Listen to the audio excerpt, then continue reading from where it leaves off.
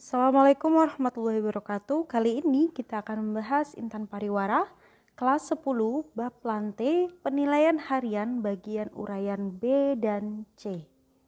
Mari kita simak bersama-sama.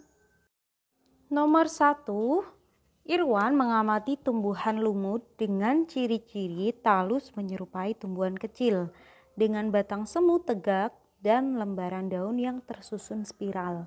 Berdasarkan ciri tersebut, Iwan mengelompokkan tumbuhan lumut tersebut ke dalam kelas.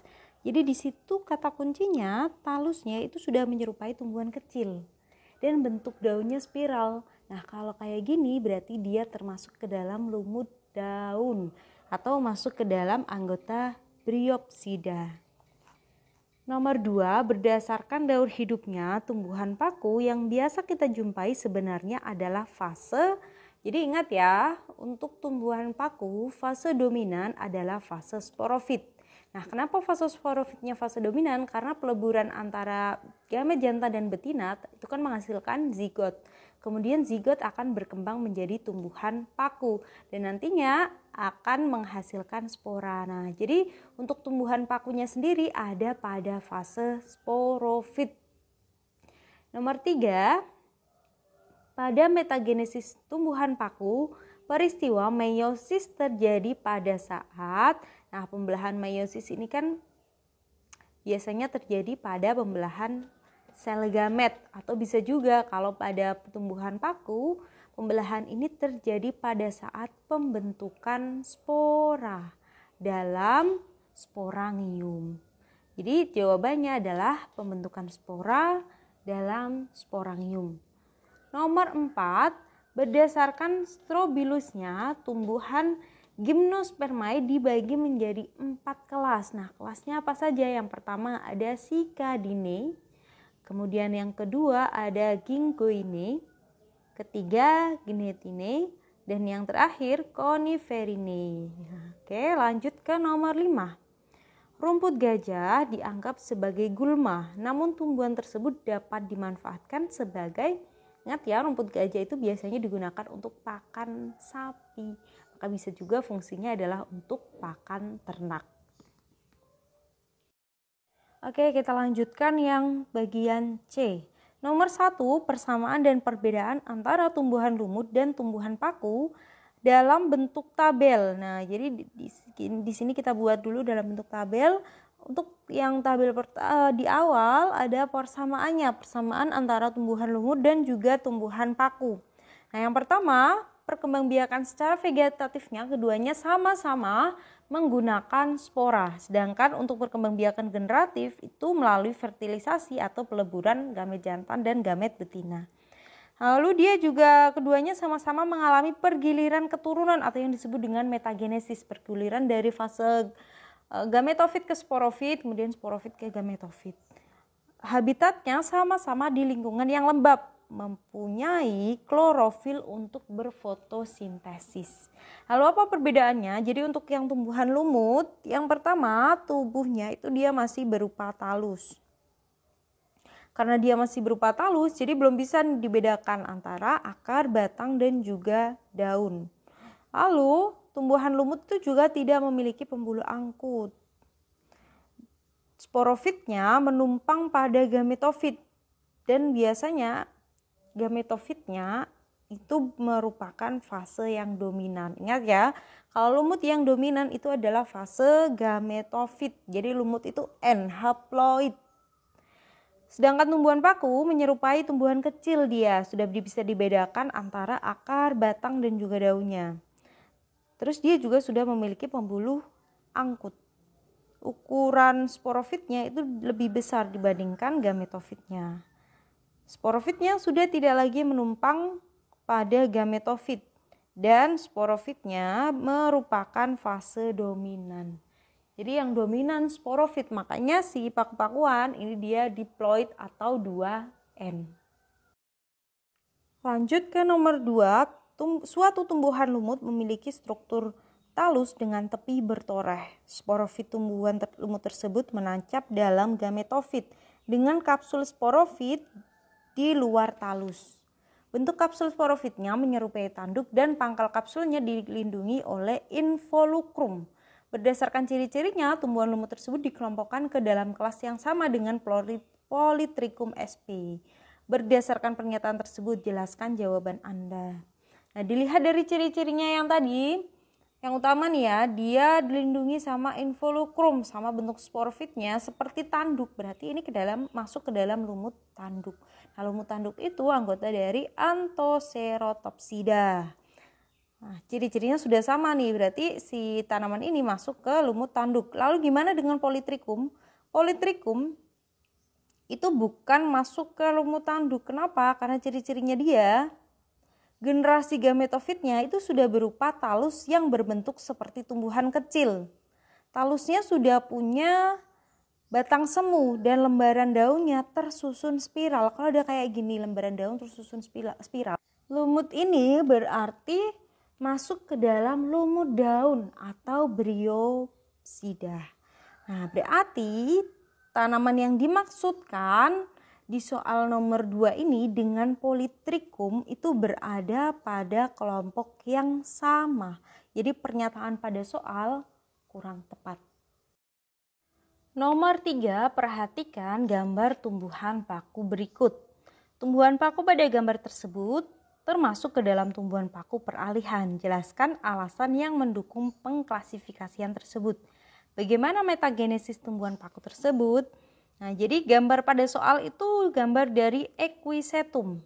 Nah, Equisetum ini masuk ke dalam paku peralihan karena menghasilkan spora yang bentuk dan ukurannya sama tetapi berbeda jenis kelaminnya. Jadi ada yang spora jantan dan spora betina. Metagenesisnya seperti di gambar ini. Jadi dimulai dari mikrospora dan makrospora. Kalau mikrospora berarti dia jantan, makrospora betina nantinya akan menghasilkan sel telur. Kemudian peleburan antara spermatozoid dengan sel telur akan menghasilkan zigot. Zigotnya akan berkembang menjadi tumbuhan paku peralihan atau Equisetum ini. Kemudian dia akan menghasilkan sporofil kembali, lalu menghasilkan mikrosporogonium dan makrosporogonium lagi. Jadi siklusnya berputar seperti itu terus. Nomor 4, kunci dikotomi berikut dapat digunakan untuk mengidentifikasi beberapa jenis tumbuhan dari kelompok Bryophyta, Pteridophyta, Gymnospermae, Monocotyledon, dan juga Dicotyledon. Nah, berdasarkan kunci dikotomi tersebut, tentukan kelompok beberapa tumbuhan berikut. Jadi ini dari beberapa tumbuhan, dari mulai A sampai dengan H, kita diminta untuk mencari kunci dikotominya beserta kira-kira dia tumbuhan A, B, C, D, E, F atau tumbuhan G. Kita mulai ya. Yang pertama, kalian bisa perhatikan buku kalian masing-masing. Untuk yang pertama di situ ada Markhantia polymorpha. Nah, Markhantia polymorpha ini adalah lumut hati. Sekarang kita cek di kunci dikotominya. Lumut hati itu yang nomor 1 mempunyai jaringan pembuluh atau tidak mempunyai jaringan pembuluh. Kira-kira yang mana? Sudah pasti dia belum mempunyai jaringan pembuluh. Jadi ini nomor 1-nya dia adalah 1B. Oh, langsung ya ketemu spesiesnya. 1B ini berarti si Markhantia itu adalah tumbuhan A dengan kunci dikotomi hanya 1B. Oke, kita cek yang kedua. Oryza sativa, berarti ini padi ya. Padi itu kira-kira mempunyai jaringan pembuluh atau tidak mempunyai jaringan pembuluh? Sudah pasti nih, dia adalah yang mempunyai jaringan pembuluh, berarti 1A. Kita cek 1A itu mengarah ke nomor 2. Kita cek nomor 2, di situ ada pilihannya menghasilkan biji atau menghasilkan spora. Nah, sudah pasti ya kalau padi menghasilkan biji, berarti dilanjutkan ke 2A. 2A mengarah ke nomor 3. Kita cek nomor 3. Berbiji tertutup daun buah atau tidak tertutup. Nah, pasti tertutup ya karena padi ini masuk ke dalam Angiospermae. Berarti 3A. Oke, 3A kita cek sebelah kanannya mengarah ke nomor 4. Berarti kita turun ke bawah ke nomor 4. Berakar serabut atau berakar tunggang. Nah, ini sudah pasti kalau berhubung dia monokotil berarti padi ini berakar serabut. 4A. Oke, 4A. Lalu 4A kita cek sebelah kanannya, dia mengarah ke nomor 5. Maka kita cek nomor 5, batangnya berkayu atau berongga. Nah, kalau padi dia berongga, berarti 5B. Jadi kunci dikotomi untuk padi itu adalah 1A, kemudian 2A, 3A, 4A, dan 5B. Jadi padi itu tumbuhan E. Kalian pasti sudah bisa ya untuk lihat kunci dikotomi ini, atau mungkin yang belum bisa memahami kita coba lagi. Yang nomor 3, Solanum tuberosum. Jadi Solanum tuberosum itu adalah kentang. Oke, silakan kalian cek bukunya masing-masing ya. Nih di sini Solanum tuberosum yang nomor 1, dia kira-kira mempunyai jaringan pembuluh atau tidak punya jaringan pembuluh. Kalau kentang berarti dia punya jaringan pembuluh. Jadi ini yang awal 1A. Kita cek 1A, kalau kamu lihat ke sebelah kanannya itu ada angka nomor 2. Nah, berarti kita lanjutkan ke nomor 2. Nomor 2 ini ada 2 pilihan, menghasilkan biji atau menghasilkan spora. Berhubung dia kentang berarti menghasilkan biji. 2A. Kan? Lalu kita cek 2A ini mengarah ke nomor 3. Nomor 3 itu pilihannya biji tertutup atau biji terbuka. Biji tertutup daun buah atau biji tidak tertutup daun buah. Nah, ini berarti kalau kentang dia termasuk tertutup daun buah, maka 3A. Kita cek 3A mengarah ke nomor 4. Nomor 4 itu akar serabut dan akar tunggang. Nah, kalau kentang dia akar tunggang berarti 4B. Kemudian 4B ini mengarah ke nomor 6. Kita cek nomor 6 yang paling bawah. Dia pertulangan daunnya menyirip atau menjari. Kalau kentang itu dia sudah pasti menyirip. Jadi dia 6A. Maka kunci dikotomi untuk kentang atau Solanum tuberosum itu adalah 1A, 2A, 3A, 4B, dan juga 6A. Jadi kentang ini tumbuhan F. Oke, kita coba lagi yang keempat, Gnetum gnemon. Nah, Gnetum gnemon itu adalah melinjo. Melinjo yang pertama, nomor 1, dia punya jaringan pembuluh atau tidak punya jaringan pembuluh. Berhubung melinjo ini masuk ke dalam Gymnospermae, jadi sudah pasti dia sudah berpembuluh, maka 1A. 1A mengarah ke nomor 2. Nomor 2 kita cek menghasilkan biji atau spora. Karena dia Gymnospermae berbiji terbuka berarti dia menghasilkan biji. Maka 2A. 2A di sini mengarah ke nomor 3. Nomor 3 di situ ada biji tertutup daun buah atau biji tidak tertutup daun buah. Nah, karena dia gimno maka tidak tertutup daun buah. Maka 3B. Jadi kunci dikotomi untuk Gnetum gnemon itu adalah 1A, 2A, 3B, dan juga, cuma terakhir ya 3B aja. Jadi untuk Gnetum gnemon itu dia tumbuhan C. Untuk yang selanjutnya pinus yang E sampai dengan H kokos itu silakan kalian coba sendiri pelajari. Nomor 5, erupsi gunung berapi dapat menyebabkan musnahnya vegetasi di ekosistem tersebut. Akibatnya ekosistem menjadi tidak seimbang, bahkan mengakibatkan hilangnya ekosistem.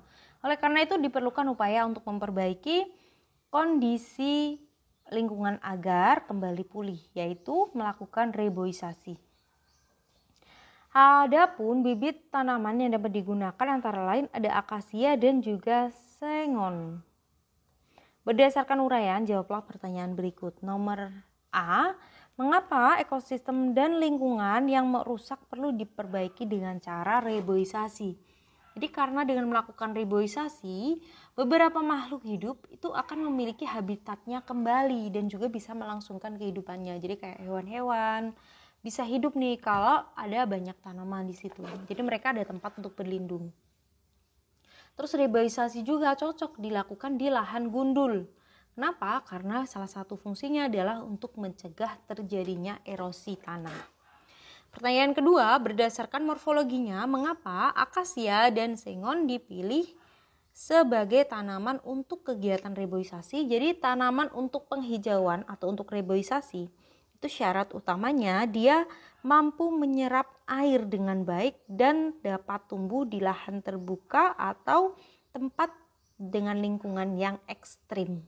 Nah, akasia dengan sangon di sini itu memiliki keduanya. Keduanya itu sama-sama memiliki perakaran tunggang dan bercabang banyak sehingga dia lebih kuat dan mampu menyimpan air lebih banyak. Pertanyaan ketiga, bagaimana jika tanaman untuk kegiatan reboisasi diganti dengan tanaman lain seperti pisang atau jagung?